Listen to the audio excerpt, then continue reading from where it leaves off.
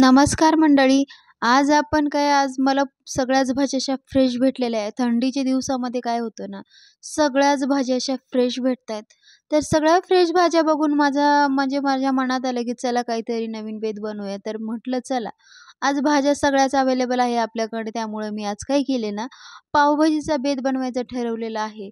त्यामुळे मी काय केलं, थोडीशी तयारी करून ठेवलेली आहे. या भाज्या सगळ्या मी कट करून घेतल्या. एक बीट, हे बटाटा घेतलाय, गाजर घेतलाय आणि एक शिमला मिरची आणि फ्लॉवर घेतलाय थोडासा. आणि ह्या सगळ्या भाज्या मी व्यवस्थित कट करून घेतलेल्या आहे. आता मी कांदा कट करण्याची तयारी चालू आहे आपली.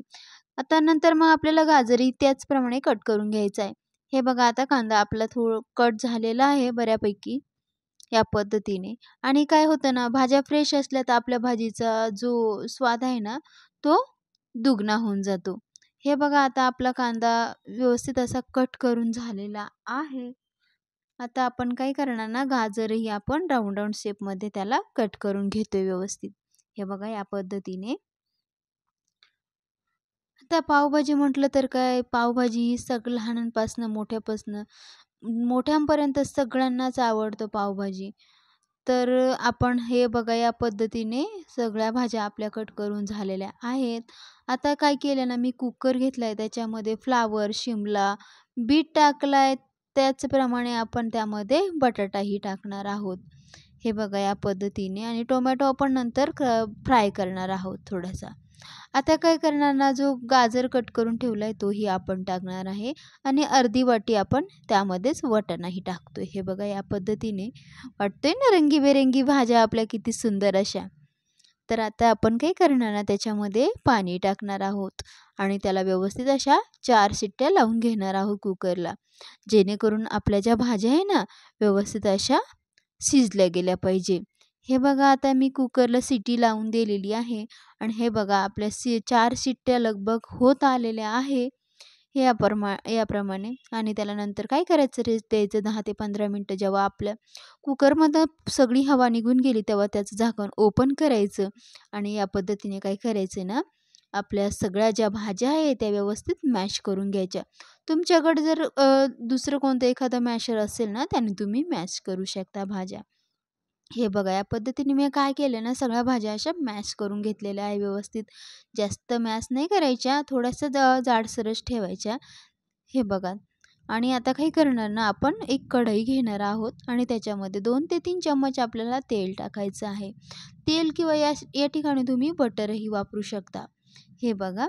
आणि त्यामध्ये आपण थोडंसं अर्धा चम्मच जिरं टाकलंय आणि त्यातच आपण काय करणार, मीठ टाकणार स्वादानुसार.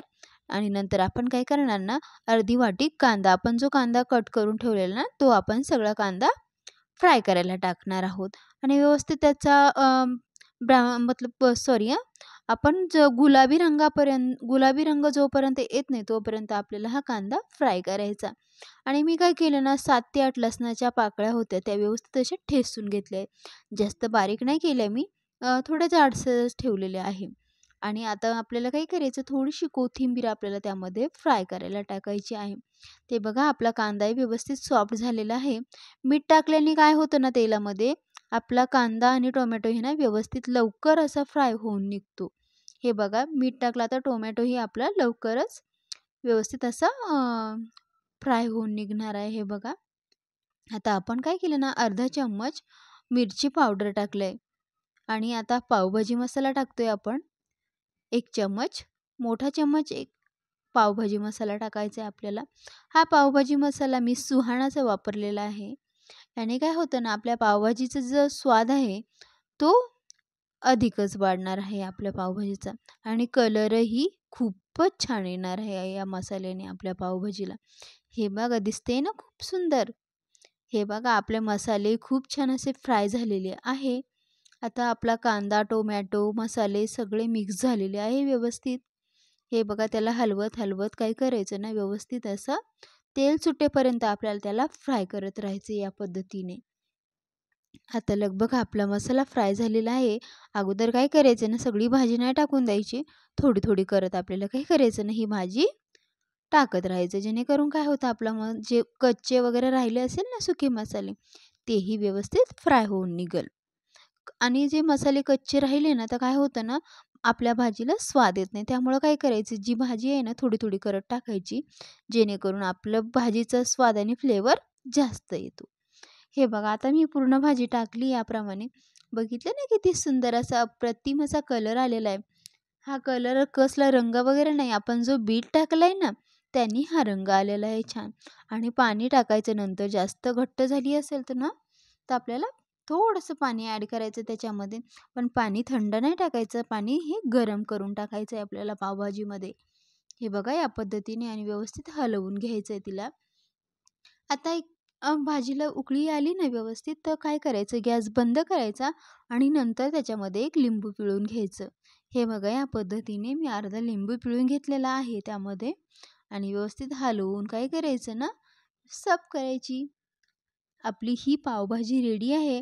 रेसिपी जर आवडली असेल ना, तर सबस्क्राईब करायला विसरू नका. सबस्क्राईब करा, बेल आयकॉन प्रेस करा. हे बघा आपली जी भाजी आहे ती रेडी आहे. कलरही भन्नाट आलेला आहे. तुम्ही बघू शकता. नक्की तुम्ही रेसिपी ट्राय करून बघा आणि कशी झाली मला कमेंट बॉक्समध्ये नक्की कळवा. आता काय केलं ना, आपण एक तवा घेतला, त्यावर एक थोडंसं बटर फिरवलं आणि आपली भाजी टाकली आणि त्यावर थोडीशी कोथिंबीर टाकून काय केलं ना, पाव अलटी करत आपण शेकवून घेतलेत या पद्धतीने. हे बघा आपल्या पाव ही लगभग आपल्या शेकलेल्या आहे. हे बघा सगळ्यात 2, 3, 4 पाव मी व्यवस्थित शेकवून घेतलेल्या आहे. बघा किती छान दिसतायत ना पाव. आणि आपण काय करणार ना, एक ताट रेडी करणार आहे आता. हे बघा किती सुंदर असा कलर आलेला आहे आपल्या भाजीला. नक्की ट्राय करा. आणि हे बघा आपली पाव रेडी आहे. तुम्ही ही व्हिडिओ कुठून बघताय मला कमेंट बॉक्समध्ये नक्की कळवा.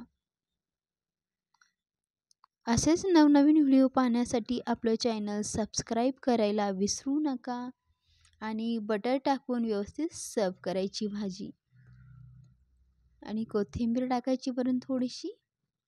चला भेटूया नेक्स्ट व्हिडिओमध्ये. Bye bye. एन्जॉय.